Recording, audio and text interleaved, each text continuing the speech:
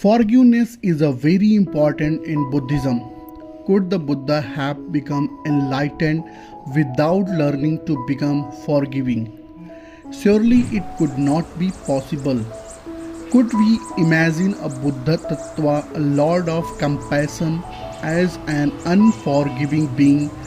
Surely this too would be unthinkable. Therefore, part of the path toward enlightenment must include learning how to forgive. An unforgiving attitude cannot fit with trying to live a life in accordance with the Eightfold Path and the Four Noble Truths as taught by Gautam Buddha.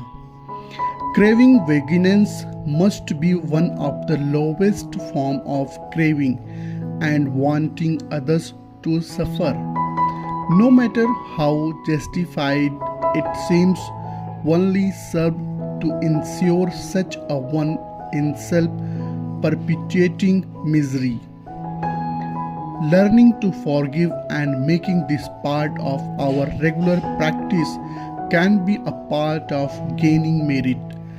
In fact, we gain many merits from learning how to forgive. We gain merit because as we forgive, we let go of the pains of the past and become freer and happier within ourselves. We also gain merit in becoming more compassionate towards others. We feel more empathy towards them and their suffering, even though their suffering may have caused them to try and create suffering for us.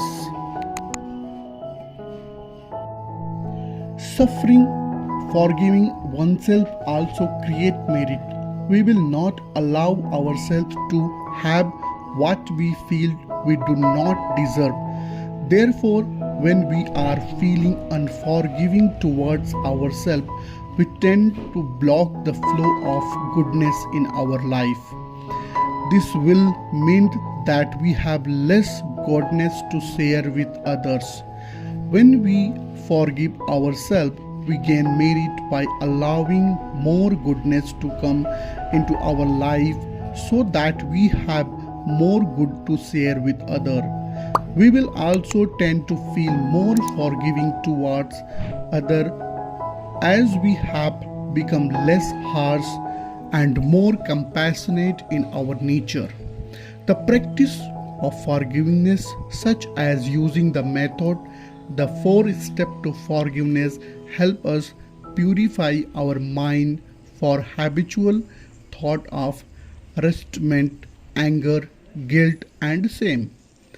The regular practice of such a method leads us to eventually realize a state of mind where specific acts of forgiveness become less and less necessary. We have less to forgive because we become less reactive to the events in our daily life. There is something mysterious about forgiveness. Forgiveness is not simply an act we will. We do not just decide to forgive and then it happens. It is more like we flow into forgiveness, like we flow into the sleep state. We use our conscious mind to create the right condition where sleep can happen.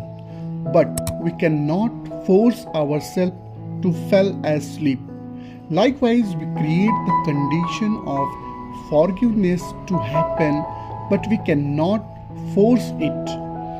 Forgiveness is also a natural process like sleep. Yet, unlike falling asleep, we become more awake. We can cultivate forgiving such as by using the 4 steps to forgiveness. This seems to link us to our Buddha nature, which then allow forgiveness to take place. Yet forgiveness only truly happen by the grace of our deeper nature. Just as we can trust nature to invariably do its part, If we plant a seed in our garden, we can trust our Buddha nature to invariably respond to our effort to forgive.